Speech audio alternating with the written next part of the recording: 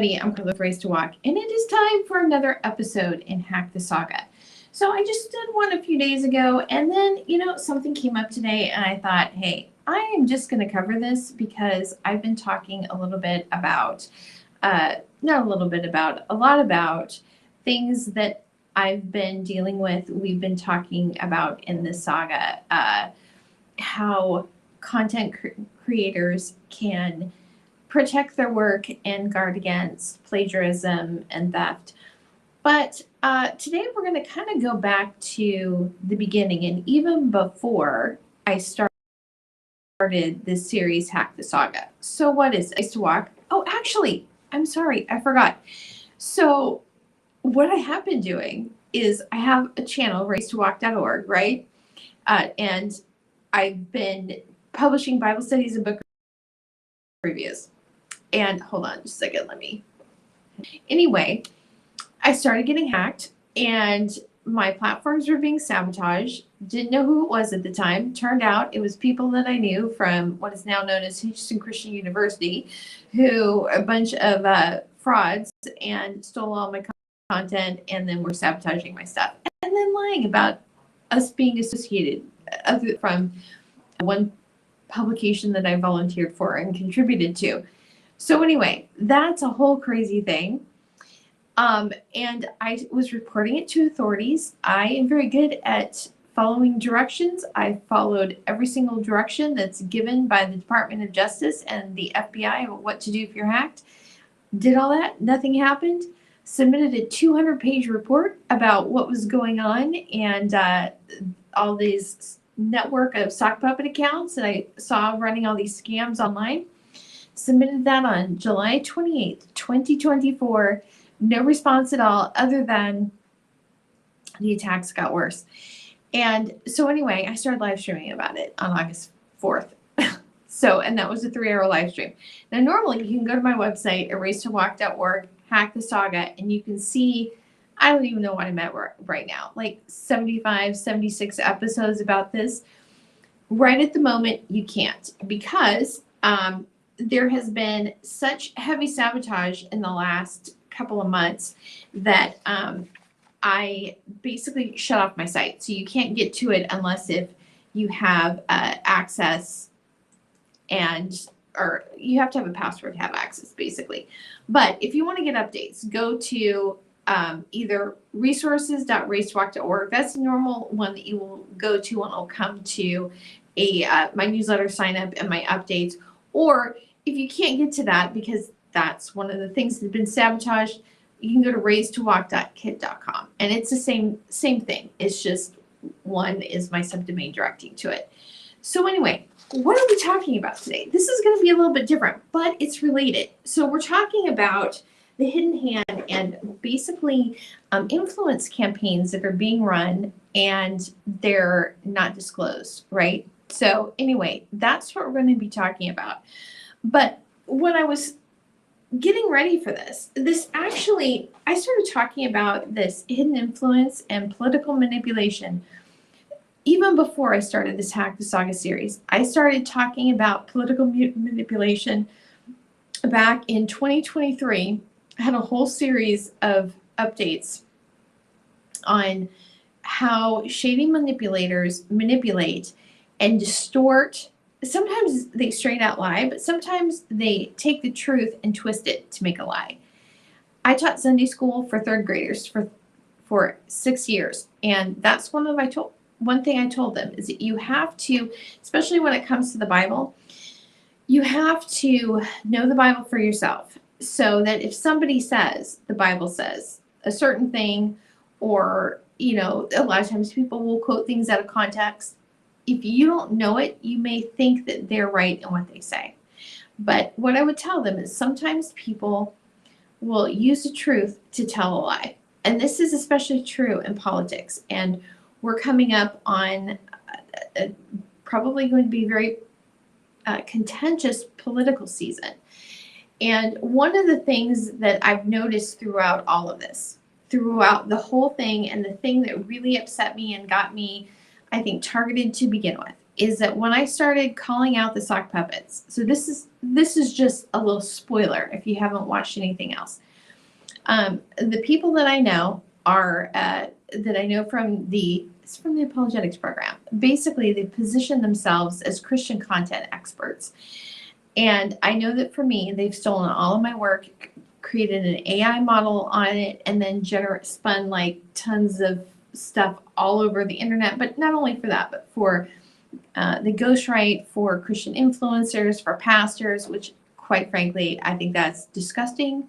You cannot write your own words, and you're a pastor. You need to get a new gig because you have no business being in the pulpit. But anyway, so they do all this, but they also run social media campaigns, right, for these Christian influencers.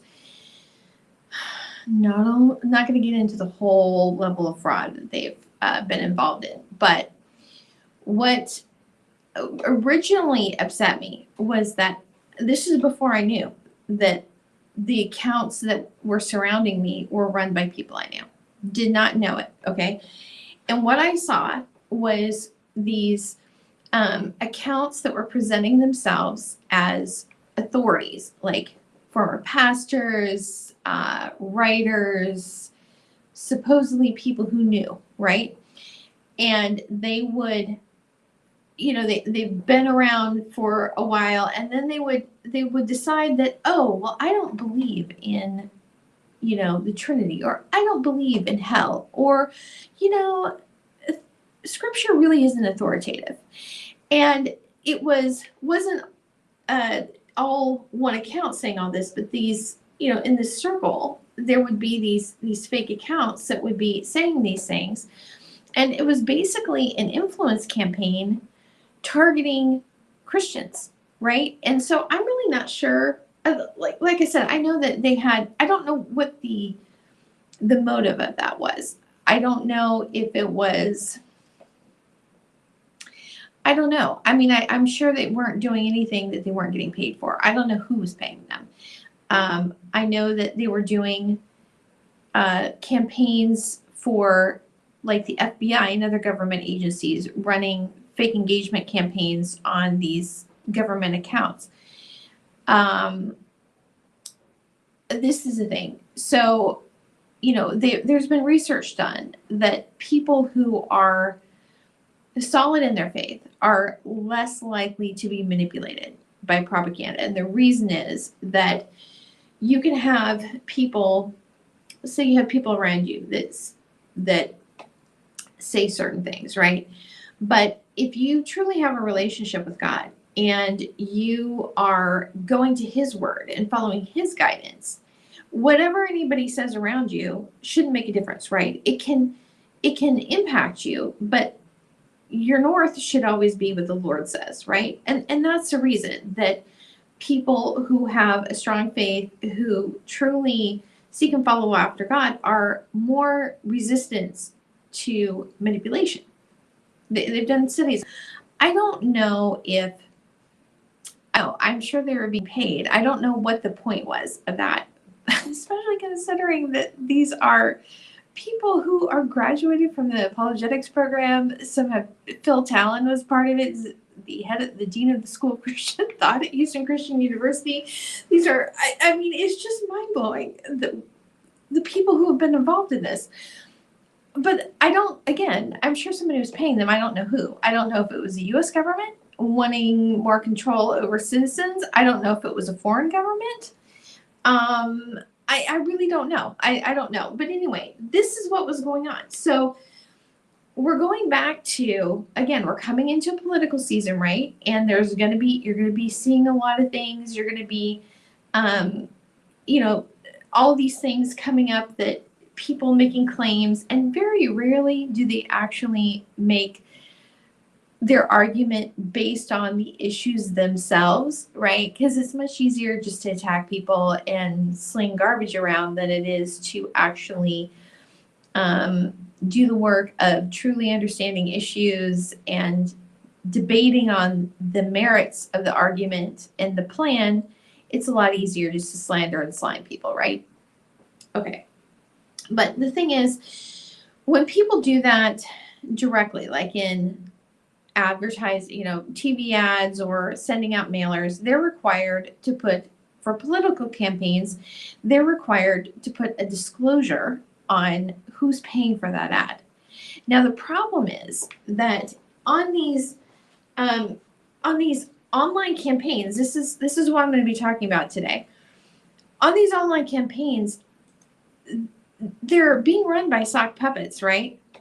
But they're not disclosed. And this has been my beef since I realized what was going on. That is illegal, okay? It's illegal. So when you have, let's just go a little bit over what the rules are about, hold on, let me get to, sorry, all right. Okay, so let's just go over this a little bit. Now, I've talked about this before because this was a big thing about the people that I know that are behind the deception as far as the Christian content creation, right? So when you are publishing something online, whether or putting out anything really, whether you're talking about something in a video, whether you're publishing a blog post, whether you are posting something on social media, the assumption is that you're just talking about your opinion, right? That there's no outside influence about what you're saying. So if there is anything, even if you don't get paid for it, if there's some sort of compensation or some sort of benefit, and again, it doesn't have to be monetary, you are required by law to disclose that. Okay, so this is what was really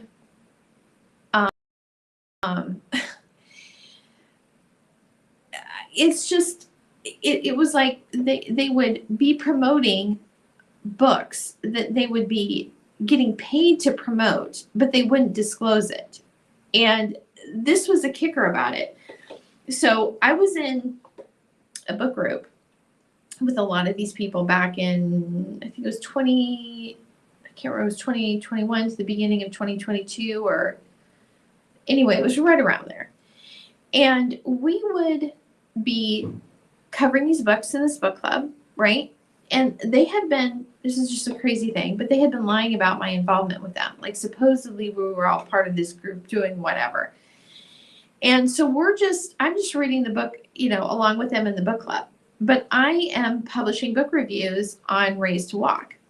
So I'm just, I wasn't getting compensated for it. I was buying the book, reading it with the book group, and I would do book reviews on it. So like The Benedict Option by Rod Dreher. I read that in the book group, hated the book, gave a scathing review of it on my channel. That was what I thought. I thought it was complete trash. Also, Telling a Better Story by, I think it's Timothy Chatro. I can't remember his first name. But anyway, again, I did a review on it, and I didn't think it was a bad book. I just had some criticisms of it. I can't remember what they were right now. But you know what they did? They deleted the transcripts off of it. So here's the thing. They were being paid to promote these books. I was not. I'm in there just giving a review. But they're telling people that I am associated with them. So it looks like I am committing the FTC violation because supposedly I'm part of their group, right? And I'm doing these videos with a book review, but I'm not disclosing this. So I'm looking like the one that I'm violating the FTC guidelines. But anyway, I have this is a link to it. You can go and read it. There's no excuse for being confused about what's required because the FTC has gone to great lengths. I mean, a lot of effort to explain it. And, they talk about just basics. Like if you're just going online, you're like, oh, I don't know anything about marketing. I don't know anything about advertising. I'm just going and I'm doing,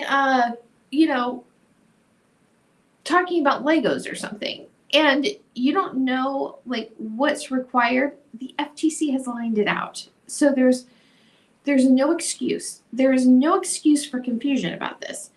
So, but it seems like, I don't know. I think sometimes it's almost deliberate stupidity, right? Because if you say, oh, I didn't know. Well, at what point does the stupidity just become an excuse? So here's the thing. Political campaigns are no different. Now there's additional guidelines. So, you have to disclose if there's any material compensation whatsoever, period, for anything. But with a political campaign, it is also, there's guidelines by the whether it's a federal elections commission, you have to report that the money spent, where it goes. You also have to report to, if you're participating in local campaigns, you have to report to whatever local authority it is. You can't just go around and, if you as a person are getting something to be promoting that candidate, you have to disclose it. You do. And even if, let's just say you are writing something, and this isn't about politics, but let's just say if you're writing something and you are writing about a particular topic and then place an ad for a company that's related to that topic, that's called native advertising, and you still have to disclose it. Okay.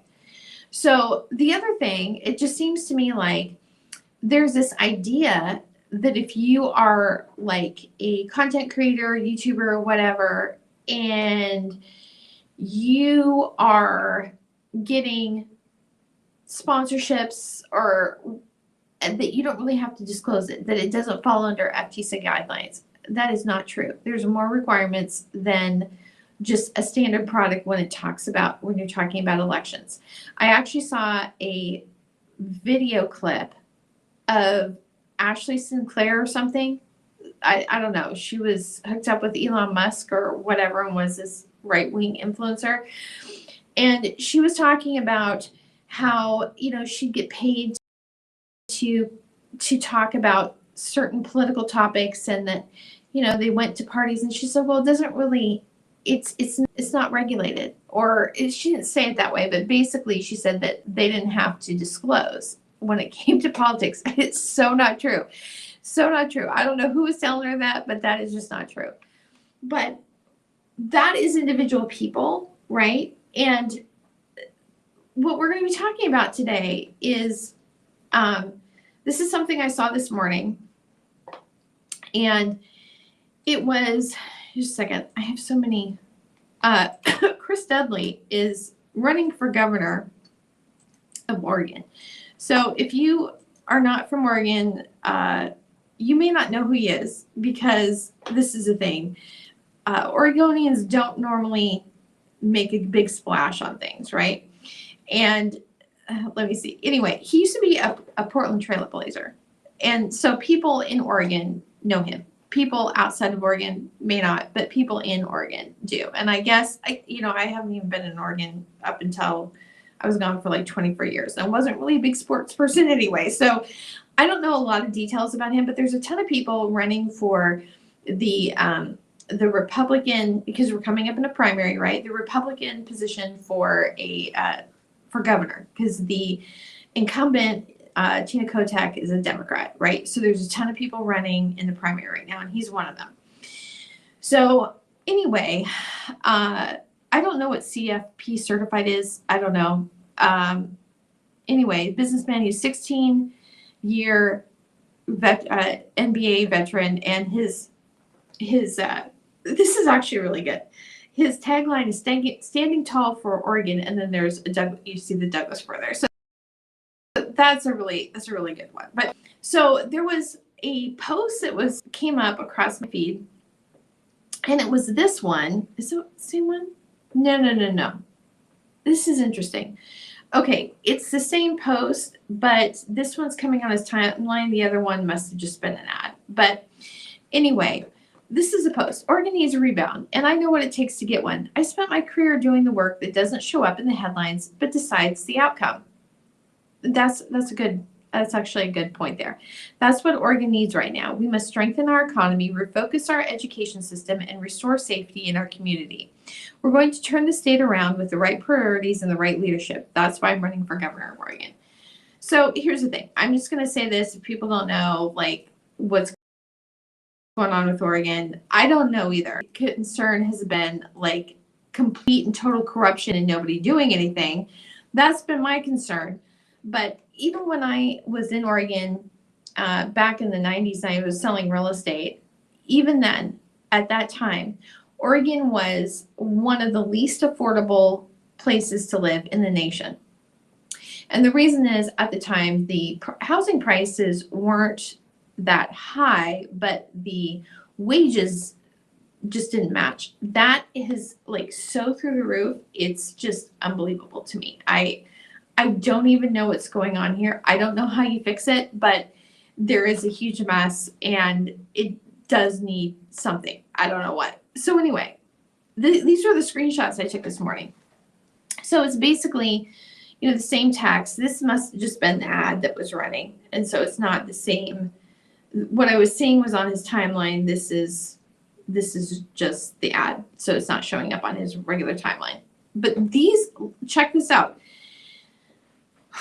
I want you to look at these, okay? And I want you to recognize that I'm looking at this. These are all sock puppets, okay? There was like mass amount of sock puppet accounts hitting this. And I want you to just look at what they're saying and then identify, is this addressing an issue or is it basically propaganda, okay? So anyway, this first one, Oregon does not need an election-denying pedophile protecting MAGA who gave us higher prices, healthcare cuts, and war. Chris Dudley hasn't been in office. So he hasn't been in a position. So exactly, how did he give them higher prices, healthcare cuts, and war? If you're just talking about Republican general, I can understand what they're saying, but just because someone is a conservative doesn't necessarily mean that, okay, and we're talking state level, right? So, I don't really know his positions, but just saying everybody that's conservative is an election denier, that really, is that the truth or is that inflammatory? Also, this is the thing. These issues would be if you're talking about your state representatives and your senators, right? Or, the U.S. representatives and the senators. They're the ones that have the ability to hold the executive office to account, right? State doesn't. So anyway, this is basically just wide brush. Anybody voting for Republican? But here's the thing. We're talking primaries, okay? This is completely irrelevant at this point because Oregon has a closed primary system.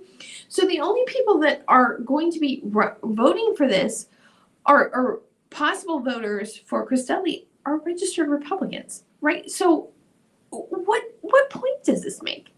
What point does this make? Unless if they're just ginning up for down in November. I don't know. But anyway, sock puppet account, okay? This one, no maggots, just vote blue. How do you vote blue in a Republican primary? Does this make any sense at all? Does it make any sense at all?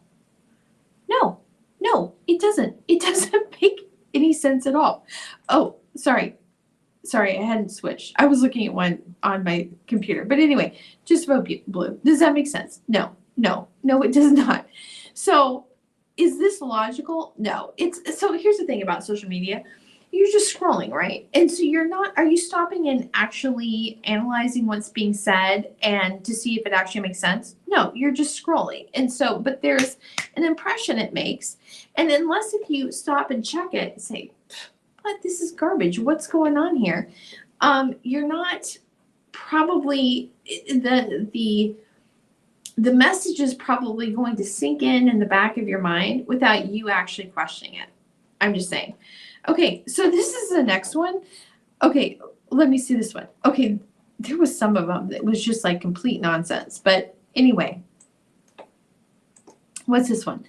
Oh, you've got my vote. You're a Blazer, right? And this whole conversation, this whole thing, these are all sock puppet accounts. They're just dialogue created, and it's not really a conversation between people.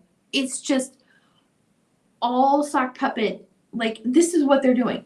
They're presenting, you're a Blazer, and then there's this whole conversation behind it. Is that the only reason to elect a leader? They play basketball? No, I just recognize the name. And this state needs a conservative leadership to reverse decades of poor liberal control. Not the only conservative running. What about Ed Deal? I have no idea who he is. Helped gather signatures to stop Tina. Oh, hold on. There it goes. My thing came unplugged. Okay, sorry. Anyway, so read this, right? And keep in mind that there's like, I don't know, 8 or something candidates that are running in the primary.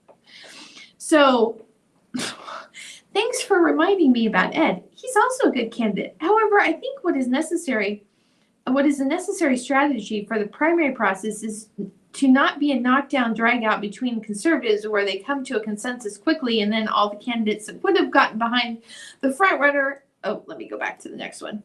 Okay. And help them push them over the finish. That way the winner can see that the people who supported them and appointed to positions that will help the conservative movement stay. So they're already gearing up as like, if whoever wins, the losers have to support them, which isn't necessarily a bad thing, but it depends on who the person is who won, right? Definitely, I see more action with Ed, not only ideas. I'm beginning to think that this campaign is somebody behind Ed Deal. Okay. And then this is very obviously sock puppet, right? This DMH. Okay, no picture. He's not what Oregon needs. He wants to get a third party involved with doing his job. I have no idea what this says. If he can't figure it out, then he will be just like before, paying them on our tax dollars. No idea what that means. Got it. Okay. Anyway. Okay, so then here's the next one. So are you seeing how this, keep in mind, these are all sock puppets. All of these are sock puppets, okay? Okay, pretty pathetic. Know nothing about this guy, his political beliefs, or his vision for Oregon, but he has your vote. Conservative check, meaningless soundbite check. Oh, I recognize the name, double check. Okay, so anyway, that's where we are. Anyway, so this is like,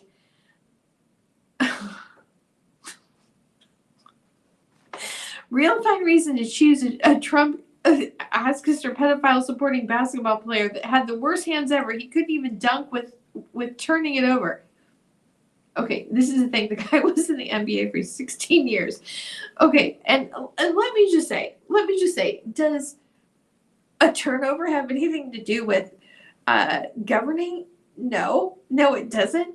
And secondly, there were some other ones too. I'm not going to get into the whole. Let me see. This is another one. Okay. Oh, is this one? Yeah. So this one down here where it says Ryan. Can you see that? I don't think I can zoom in on that for you. But anyway, what Chris Dudley will not share with you is he has one of the worst free throw percentages in NBA history. 46%. In 1990, Dudley once missed 13 free throws in a row. Do you want that kind of man on the line? 1 point down with 1 second to go, and the state's future is. What kind of nonsense is this? I am serious. Like, who comes up with this? You know, he's got to be pretty clean, because if this is all they can come up with, here. scraping the bottom of the barrel to try to come up with something to slam him with. He missed 30 free throws in a row in 1990. What the heck? What the heck? Oh, okay. Do you see how I hope this is obvious. This is propaganda, right? And just the things that they're saying. What it tells me is that he's got to be a pretty clean guy if this is what they're coming up with. But let me just address like his capability. If he wasn't a good player, they wouldn't have kept him around for 16 years in the NBA. Second, just the fact that he's in the NBA itself. What is the percentage of people that play in the NBA? Probably like of athletes. So he's already in the top tier of athletes in the world, right? And what does being an athlete at that level say about a person? Is that they have to have discipline. They have to have focus. And really, I think, being around that long, they have to know the value of teamwork too. I would think so, because there can be a lot of, hot shots out there, but if it's only about them, I don't know. I mean, I'm not a sports person, but I would just say my guess is that they would probably be getting rid of them, pretty soon, because one person is not going to win the game. Anyway, what was this one?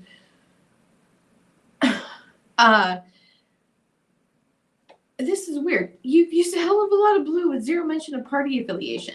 Okay, well, maybe he just wants to say, hey, this is what I'm going to do. I mean, keep in mind, this is a primary election coming up, right, in May. And you can only vote in the primary that you're affiliated with. So I'm not affiliated with any party, so I'm not going to be voting in this because I haven't registered as a Republican or as a Democrat. So, I mean, just the context of this is just ridiculous. But then also, let me see what this one is. Okay.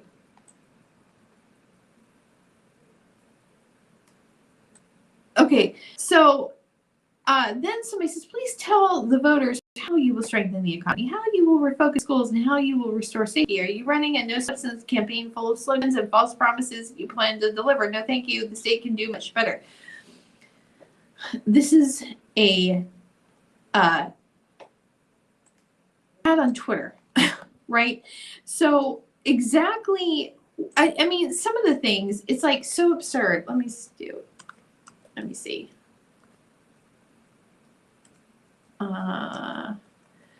if I can go to this site. I mean, that is a good point, but are you going to be saying that in the plan? Okay, let me go to this. All right, let's go here. I'm just saying.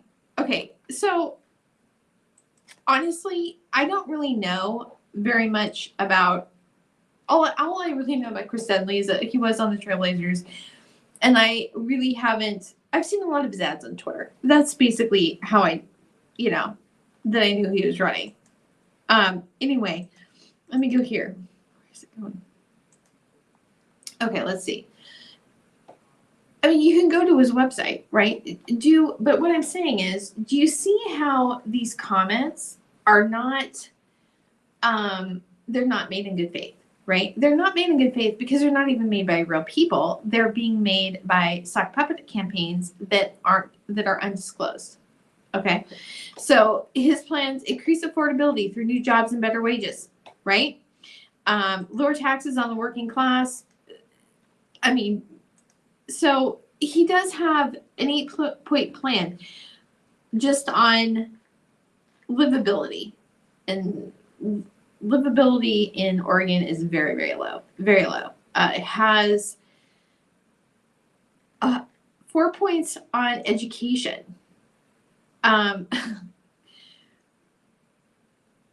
As governor, I will ensure that Oregon focuses on the science of reading that has shown to be the most effective way to teach literacy. And this is true. Mississippi used this methodology and went from 47th to first in reading scores. Other states have made huge improvements as well. When I'm governor, Oregon will be the next state to improve its students' literacy and protect its children's future. If you are not literate by 4th grade, you are 4 times as likely to not graduate from high school and have over a 60% likelihood of eventually facing incarceration. We are currently failing our children, and we need to do much better for the sake of our children and for Oregon's future. And he doesn't say this, but it's phonics. It's phonics. I've talked about this multiple times. Literally. Somebody who implements this, they get my vote. But economics, 6 points on that. So I'm just saying they can make what these little quips are is that they're designed to, you're just scrolling, you see this comment, and they're designed to like, oh yeah, but you need to stop and say, is this valid? Is this reasonable? Is this a valid criticism when we're talking about an ad for awareness on a Twitter post? So this is my point about this. All of this should be illegal. And I've been talking about this since August of 2024. Actually, before that. Before I started live streaming, I was talking about it on Twitter, which is why I started getting hacked because what I was saying made it obvious that what my friends had been saying was a lie. But I have been saying this for a long time. Before even I started this Hack the Saga series. If you get paid for promoting something, anything, but especially political campaign, that is a required disclosure. That is required disclosure. And these sock puppet accounts, this is just fundamentally deceptive because they are not real people. This is essentially a media channel, right? They have this mass of sock puppet accounts. They're running these campaigns with also, it looks like it's somebody, but it's not really. This is nothing more than a media channel, any more than a TV station or a magazine or a newspaper would do, and they should follow the same requirements. You know, in when was it? It's 2024 when Trump ran and they had like just mass amounts of money that they didn't know where it went to. I'll tell you where it went to. It went to crap like this. It went to crap like this. And this is actually kind of minor when you're talking about some of the things that they're doing, because this is just accounts, these fake accounts that they're just, spewing all this stuff out there, right? But what the real slimy thing is that they're doing that is not only a violation of FTC guidelines as well as, campaign finance laws, but identity theft, because they're making clones, basically doppelgangers of you, of your friends, people that you know, right? And then they're swapping out your actual friend with their doppelganger. And then they're putting out these opinions. So you think it's your friend that has this opinion, but it's not. It's this slimy media agency that this is their strategy for promoting whatever their cause, their candidate, whatever. This is absolutely going on. And I honestly think that this is probably a lot of the things that I was seeing, around, between 2016 and 2020 that so disgusted me on social media. My guess is that probably some of the things that disgusted me coming from people that I thought was coming from people I knew, it was probably one of these influence campaigns. It was probably somebody swapping out the actual profile of the person that I knew, pushing this crap. And what does that do? That affects my relationship with that person. Not only is this deception and fraud, gross deception and fraud, but it's breaking relationships with people. And it's breaking literally the fabric of our society. So there's two issues here. There's one that there is an enforcement, that there doesn't even seem to be any desire to require this to be disclosed. But also, it's the social media companies themselves, because their whole structure is based around these sock puppet accounts. So they can get this fake engagement on their ads, and so they can target individual people. I mean, I've said this before. The sock puppet is a pixel. So it used to be that people, when they're running ads either through Google or Facebook or whatever, that you would install just this little piece of code on your website so that Facebook could track, people that visit your site and then visit the platform. And with that pixel, you used to be able to really, okay. So anyway, it doesn't seem to me like there's even any push at all to force these social media platforms to I don't even this is the thing. I don't even think people in government are aware of what is going on. There was that big thing about Cambridge Analytica, right? Where they were really creepily targeting Ted Cruz's campaign. It was really creepily targeting people, and it caused such an uproar that the laws for online advertising changed. And that's why you can't get as finely tuned targeting for your ads anymore, because we decided as a country, we don't want you creeping on us, and you just need to learn how to create a better ad, right? And attract this interaction rather than pushing it on people. But rather than doing that, what they did was they're using, I'm positive this is what's going on. The sock puppets are the pixel. They surround people, groups of people, create it with these sock puppet accounts, and that's how they push the ads to it.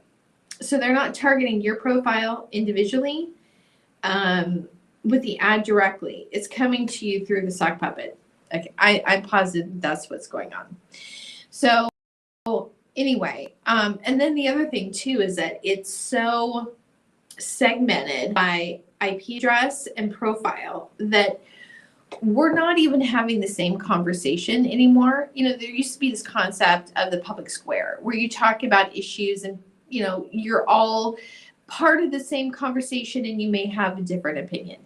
That's not even the case anymore. It is so, what you see on social media and what I see on social media may be completely different.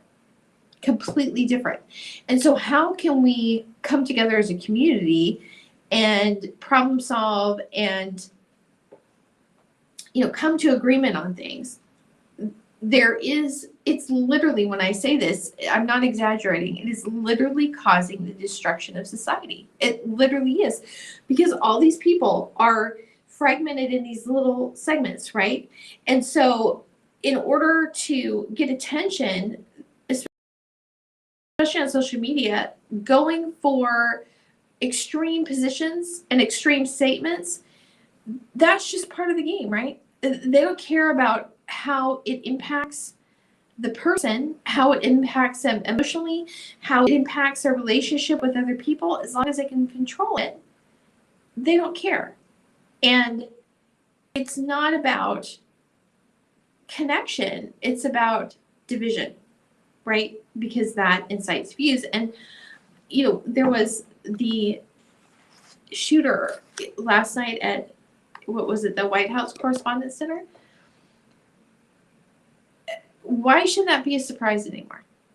When everything is, all the media out there, you go to, it's a 24/7 news cycle of incitement. That's all it is.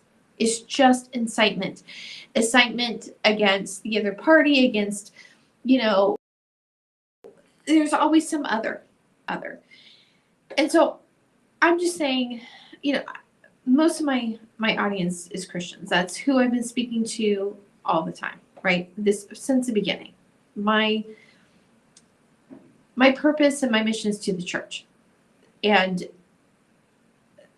I did that through writing Bible studies and talking about different things. What does the Bible say about how we should be operating with people around us, individually, through the church? How do we respond to questions?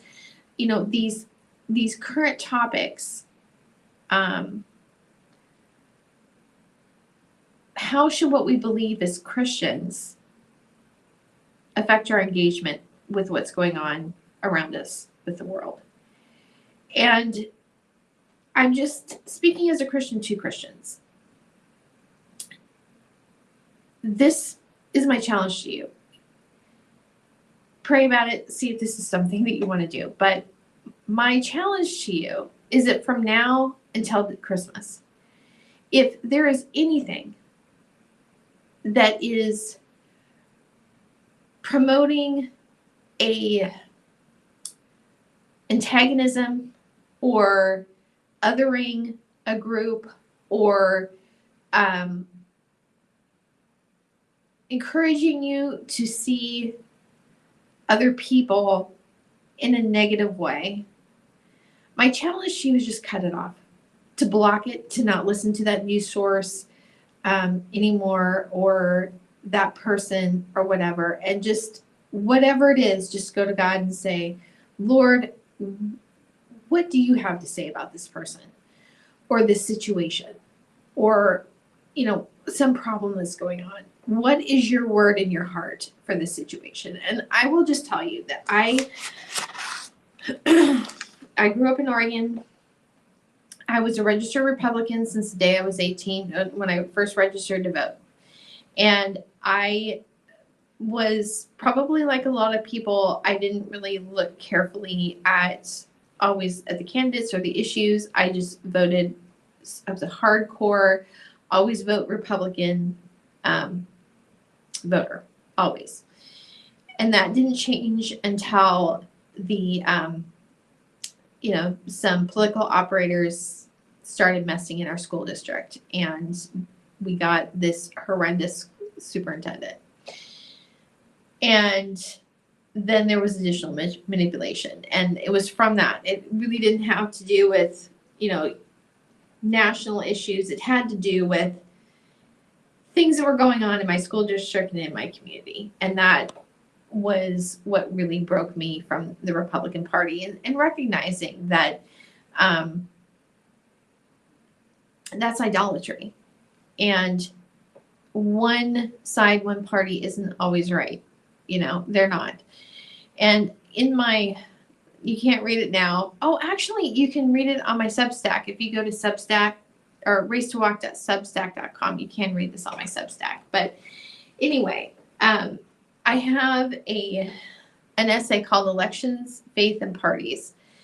That this, by the way, happened to be heavily plagiarized and sabotaged. I saw that essay. It was basically used as a model and then flipped and kind of distorted and perverted in the side opposite of what I was saying. But in it, I explained how I came from being hardcore, always vote Republican, never question it, to now I'm not. And like I said, right now I'm not affiliated with any party. But I used to have this prejudice against people affiliated with the Democratic Party, which was kind of dumb, but that's where I was. And I had a really negative, beyond what should have been just somebody who has a difference in opinion. And I got to the point where I recognized that was really a spiritual stronghold. It was a demonic stronghold. And so whenever I would see a party sign for a Democrat, I would just pray for him. Saw a bumper sticker, I would pray for him. And that's just what I started doing, because, the point of the cross is to bridge the gaps, and so that we can be in fellowship with each other. And so when we are building walls, that's really the Antichrist spirit, right? And so, especially when we're talking about our country, we're in a big enough mess. We can't afford any division. We need to be working together as a team. So anyway, I'm going to wrap this up. This was just a little bit different. I just saw that, and part of it was just so ridiculous. I just had to talk about it because, again, I was talking about political manipulation back in 2023 when I was doing my Kabul Hope updates on manipulation, and that was the other thing too that was really upsetting to me, is just, so many lies that were being told about immigration and the whole process, and I was in the middle of it, living it, trying to help, Afghan Christians navigate a way to safety. And, you have these Christian, supposedly Christian entities, influencers, channels, whatever, spewing nonsense about immigration. And all it was to them was a political wedge. They don't really even care about the real people that it impacts. And that to me is just, it's just horrific to me. It's to have such a callous attitude and cultivate that callousness because you think it's going to get you a political win. That's disgusting. It really is. So anyway, I would just, anybody watching this channel, that's my encouragement to you. It's going to be a lot of hardcore manipulation coming up. There's going to be probably a lot of acrimony. We don't have to participate in that. We have, I'm going to try to vote responsibly. I am going to, pray about it, ask the Lord to guide me and to give me wisdom in how I should vote for, my community and my nation. But I'm not going to be part of, I'm not going to be a tool of the manipulators, because when you allow those types of things to sway you and influence you and decide your opinion, you know what? You just become another one of their sock puppets. So let's not do that. We have a choice. We don't have to participate in any of that. We can just, realize, hey, I'm going to do my best to make a good choice in my vote. People that don't agree with me, hey, I can pray with them. And sometimes maybe we'll realize that it was us that had the wrong position, and maybe we just weren't seeing something clearly. All of us can be wrong. All of us can be wrong. We can all change our opinion. We can all change our mind. We answer to the Lord. He's the one that we need to answer to. So anyway, I think I'm going to call it a day. And again, you can follow me at Race to Walk on Twitter or other social media. I'm mainly active on Twitter. And the irony of this is because I know that they're manipulating that one too. But anyway, I'm going to try to be a little more update more frequently on my newsletter. It's just been since my last update, I guess it was the end of January the last time I sent an email newsletter, but it's been a lot of hardcore attacks. So that's why I haven't updated. And like I said, my site racetowalk.org is currently restricted. You can't get into it unless if you have a password, and I'm just doing that because I need to just review and make sure that there wasn't any internal sabotage to the site. So anyway, that's it for today, and I hope you have a great rest of your Sunday. Talk to you soon.